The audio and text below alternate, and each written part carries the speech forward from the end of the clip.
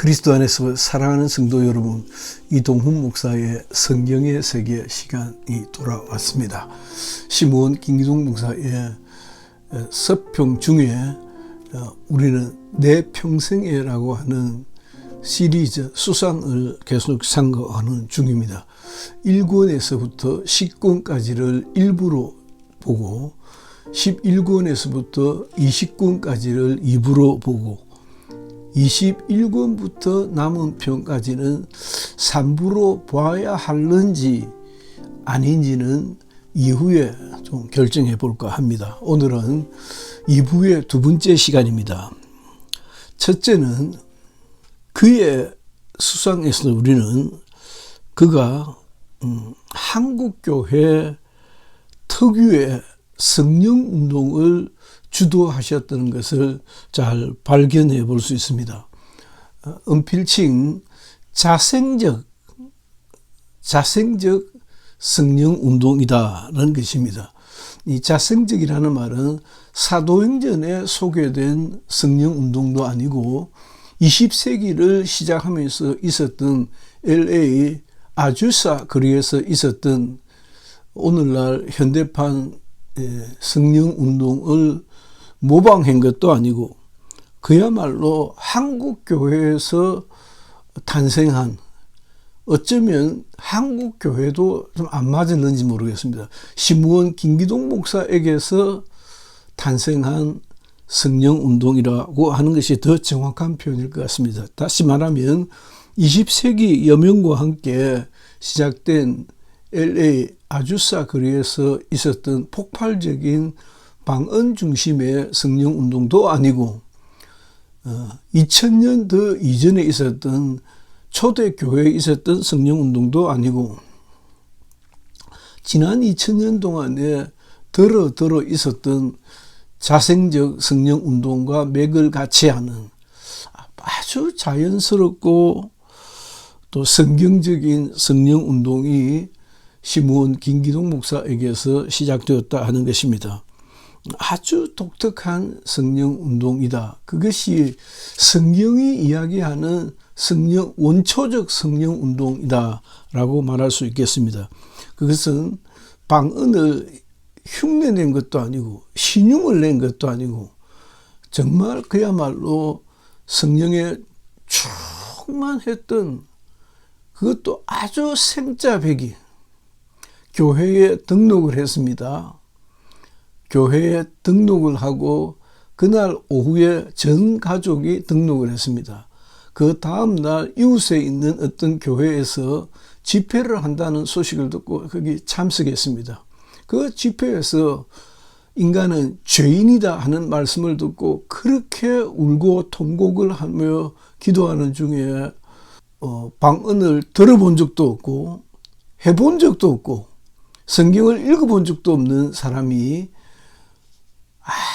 아주 열광적으로 기도하면서 방언을 하게 되었는데, 그것을 지켜보고 있었던 부흥 강사께서 저 청년이 하는 기도가 방언이라고, 그렇게 또 방언이 시작이 되었던 것입니다. 여하튼 첫째는 시므온 고유의 성령운동을 시동을 걸었다는 것이 굉장히 독특하고도 흉내낼 수 없는 참 대단한 순수한 성령운동이었다는 것입니다. 두 번째는 제가 조금 전에도 말씀드렸다시피 1957년, 제가 1954년생인데 1957년 10월 18일, 그는 이즈음이네요. 이즈음에 18일에 그는 그리스도인으로 등록을 합니다. 심령이 대단히 클클했다고 했습니다. 그리고 저녁 시간에 온 식구들이 등록을 하고 19일 이웃에 있는 교회에서 부흥 성회가 한다고 알려줘서 그 부흥 강사로부터, 젊은 부흥 강사로부터 인간은 죄인이라는 말씀을 듣고 자신의 죄인된 모습이 두렵고 무섭고 떨려서 기도하는 중에 그는 방언을 하게 됩니다. 이 방언제에서 그야말로 성경 선생님이었던 그 부원 강사께서 이것이 방언이다라고 했을 때 그는 턱이 떨어져도 좋사오니 주여 제게 방언을 할 수 있는 힘을 주십시오라고 기도했고 무려 9시간을 정말 열심히 기도하고 그 성령 운동의 첫째 표정이라 할 수 있는, 저는 그 첫째 표정이라는 말에도 그렇게 동의를 하지 않습니다만은 첫째 표정이 축사, 귀신을 쫓는 것으로 나타날 수도 있고 신유, 병 고치는 은사로 나타날 수도 있고 예언으로도 나타날 수 있는데 보편적으로 성령이 충만하니까 그 성령 충만함을 받았던 사람에게서 방언을 하기 시작하더라는 것입니다. 그렇게 방언 운동이 시므온의 성령 운동의 고유한 특징은 아니지만 강력한 특징 중에 하나로 자리를 잡게 됩니다. 세 번째는 요즘은 참 많이 달라졌죠. 제가 신앙생활을 하고 50년대, 제가 60년대 초반에 신앙생활을 시작을 하고 그리고 70년대 73학번이니까 70년대 대학을 들어간 그 시대에는 그때는 몰랐죠. 그냥 열심히 했고 열심히 신앙을 하면서 사회에서도 저 사람은 예수쟁이다. 그 예수쟁이라는 말은 이제 저놈의 새끼는 예수 믿는 놈이다. 그런 뜻이 아니고 저분은 예수 믿는 사람이다. 저분은 교회 목사님이시다. 라는 뜻이거든요. 은근히 존경한다고 할까요?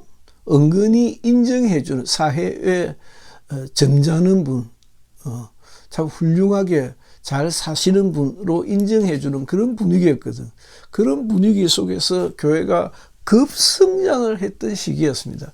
그 급성장을 했던 시기에 전도운동도 일어났습니다.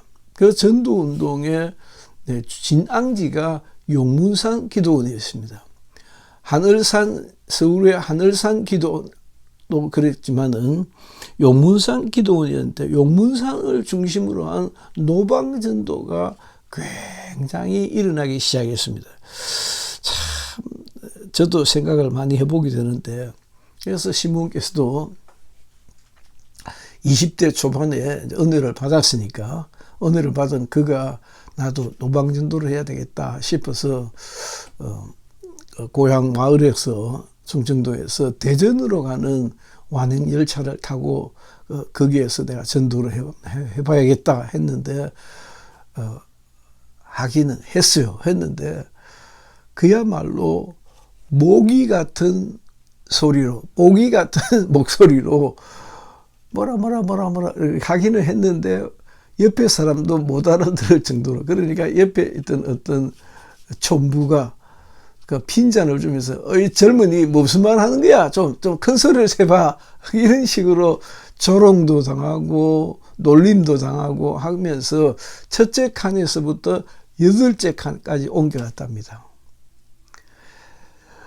저도 대학 4학년 그리고 대학원 또 1, 2, 3학년 그 어간에 신학생으로서 나도 전도해야 되겠다.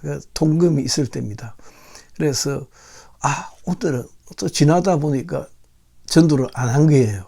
근데 내가 약속을 했는데 그래서 할 수 없어서 집 앞에 우두커니 서 있다가 순찰하시는 똑딱을 치면서 12시 되었다는 걸 알려주는 그 순례하시는 아저씨에게 붙들고 아저씨 예수 믿으세요. 그러니까 이 젊은이가 무슨 소리 하는 거야 하고 놀림을 당했던 적도 있고 오늘은 내가 버스를 타가지고 뒤쪽에 앉아있는 승객에 12시가 다 된 무렵에 그날 또 전도를 제대로 못해가지고 여러 번 그랬습니다. 여러 번. 그래서 또 전도를 해본 적도 있고 그래서 어렵게 그러니까 대학생 무스매가 어떤 여자애든 남자애든 찾아가서 또 연만한 분들 찾아가서 아저씨 예수 믿으세요. 예수 믿자고 이 얘기하는 것이 쉬운 일은 아니지 않습니까?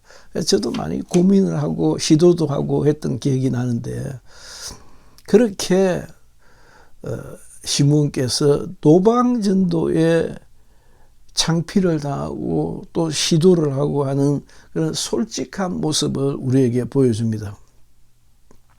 저는 이 노방전도의 사례를 통해서 여타의 부흥사와는 근본적으로 다른 연약한 인간 김기동의 순수한 모습, 진솔한 모습을 우리들에게 소개해주고 있고, 그것이 우리들도 또 공감을 하게 되는, 야, 참 김기동 목사님도 그런 시절이 있었구나.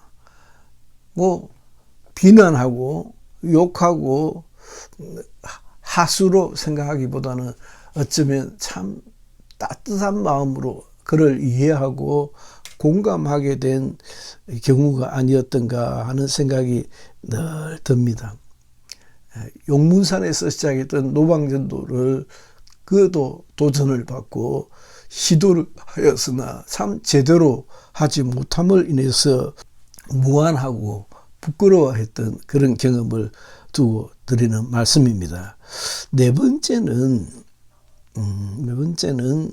또 이것도 참 재미있는 내용인데, 시몬께서는 알려진 바와 같이 평신도 대부흥 강사였습니다. 상상이 안 되는 거죠.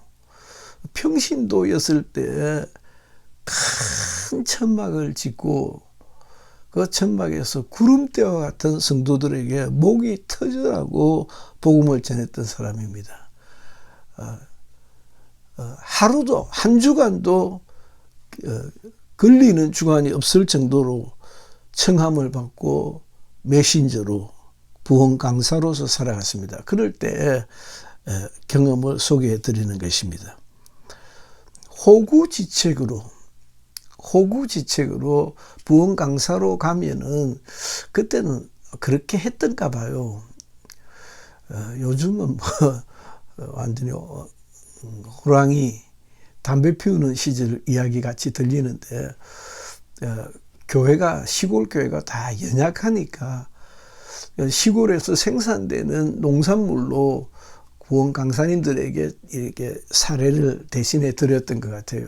그래서 그 대신에 드리는 그 사례품을 받아오기 위해서 큰 가방이 아마 책가방인데, 책가방 중에서도 좀 큰 가방을 가지고 다니셨던가 봐요.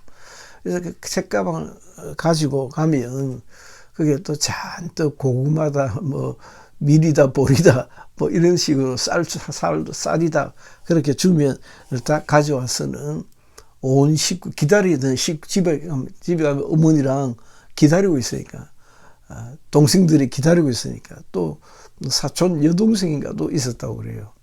그들이 아주 반갑게 받아가지고는 또 부지런히 온 식구들이 나눠 먹고 그랬는데, 어느 날은 누가 강사님 그 가방이 너무 크지 않느냐고 해서 작은 가방을 사주게 돼서 그걸 가지고 다녔더니 어머니께서 하신 말씀, 왜 그 큰 가방 안 가지고 다니니 하더랍니다. 얼마나 부끄럽겠어요. 얼마나 부끄럽겠어요. 그런 적도 있었다. 그래서 호구지책으로 복음을 전했던 것은 아니었지만은, 아님에도 불구하고 그런 시절에 대해서 이렇게 낱낱이 잔잔한 감정을 흘러가면서 쓰시는 걸 보고 참 어떤 공감, 그 시대의 아픔을 참 많이 느꼈다는 말씀도 함께 드립니다.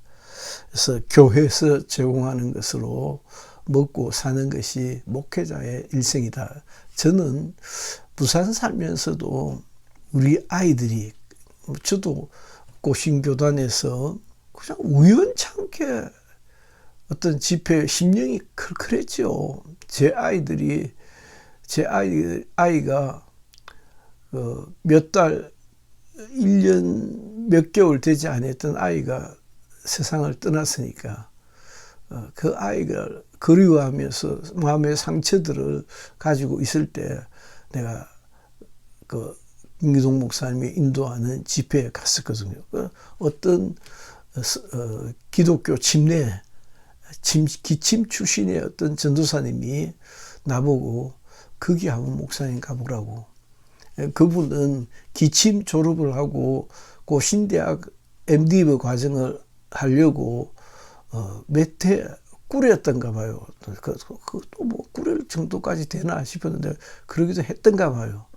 저보다 나이도 서너 살 많았던 분이었는데, 그래 그분이 기침 출신이니까 기침에 있었던 기독교 침례에 있었던 김기동 목사님에 대한 소식을 잘 알고 있더라고요. 나한테 소개를 해주면서 그런 아주 대단한 분이 있다고 한번 가보시라고.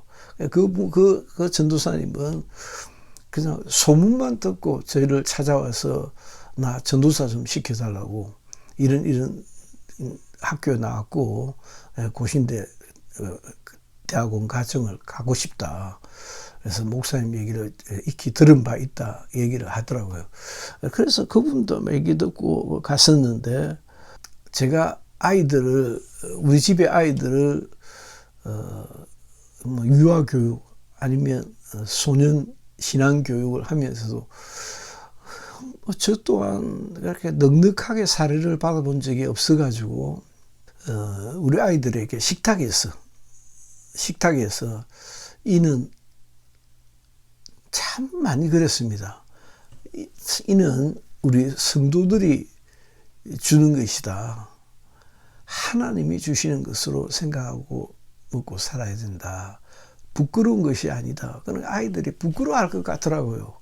아이들이 부끄러워하고, 왜 우리 집은 좀 맛있는 거 안 해먹고 이렇게 늘 성도들이 일방적으로 주는 걸 우리가 거지처럼 얻어먹어야 되나, 그렇게 생각하는 것 같더라고. 그래서 여러 번 그랬습니다. 여러 번 그러니까 그것에 훈련이 좀 되었던 것이 아니었던가 싶어요. 그와 비슷하죠. 김기동 목사님께서 평신도 부흥 강사로서 다니실 때에 큰 가방의 이야기는 나름대로 참 의미 있는 따뜻한 뜨거운 그런 이야기였다는 말씀을 드리고 싶습니다. 그 다음 심우원은 전형적인 교회 성장주의자입니다.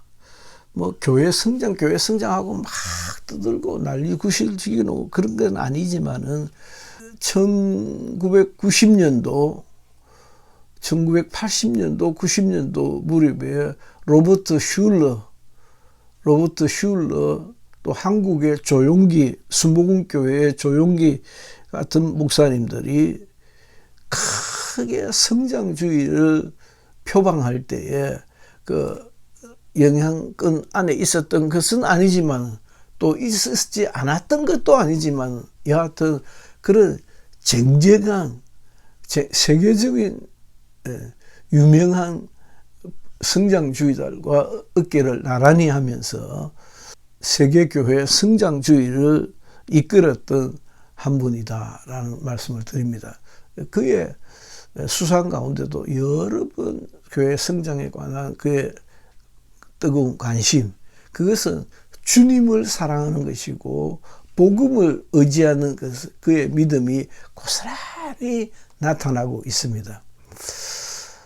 그런 책들을 읽다 보면 도전 안 받을 수가 없죠. 머리가 멀쩡한 사람이라고 하면 그 뜨거운 말씀, 그 순수한 말씀, 그 순수한 자세에 도전을 안 받을 수, 나도 제가 그런 생각이 드네요. 이렇게 강의를 하다 보니까 저희 집은 그때 당시만 해도 부산시에서는 그 대신동에 있는 공설 운동장이 제일 큰 야외에서 모일 수 있는 공간이었습니다. 그 공설 운동장에서 대형 집회를 갖기도 하고 그랬는데, 그때 한번 그 조용기 목사님이 인도하시는 집회에 참석해서 말씀을 들으면서 굉장히 뜨겁게 제 마음속에도 저는 교회를 키워보고 이런 생각도 별로 안 해봤는데 굉장히 뜨겁게 나도 주님의 교회를 성장시켜 보아야겠다라고 도전을 받았던 기억이 납니다. 강의를 하다 보니까 마찬가지로 시므온께서도 성령으로 충만했을 때 주의 복음을 전해야 되겠다는 사명, 주님의 교회를 성장해야겠다는 그런 열정, 이런 것들이 함께 어우러져서 교회 성장의 한 주축으로 자리매김하게 되었던 것이 아닌가 생각을 합니다. 마지막으로는 시므온의 글들을 쭉 이렇게 대하다가 보면 시므온께서는 참 인간적인 모습도 많이 있었습니다. 그중 하나가 가난을 그는 일찍 이해했다는 것입니다. 11권 페이지 113페이지에 보면 그의 소년 시절의 궁핍함과 어려움, 소년 시절의 그러니까 당시 충청도 시골에서 제가 목회를 시작하고 제가 그런 얘기를 한번 말씀드린 적이 있는데, 고신교단에서는 교회 개척 안 합니다. 교회 개척을 안 하기보다는 멀쩡한 사람은 교회 개척 안 합니다. 그러니까 어떤 사람이 개척은 뭐 거의 잘 안 하고요. 주로 나이 많은, 그러니까 이미 공부해야 될 시기를 놓쳐버린, 그러나 주의 종이 되고 싶어 하시는 나이 많은, 저보다 뭐 5살, 6살, 보통이고 한 10살 정도 이상 많은 그런 나이 든 학생들, 그러니까 예비고사를 치지 않고 목사 공부를 해서 목사님이 되고 싶어 하시는 그런 분들이 시골 교회, 농어촌 교회 조사라고 그랬습니다.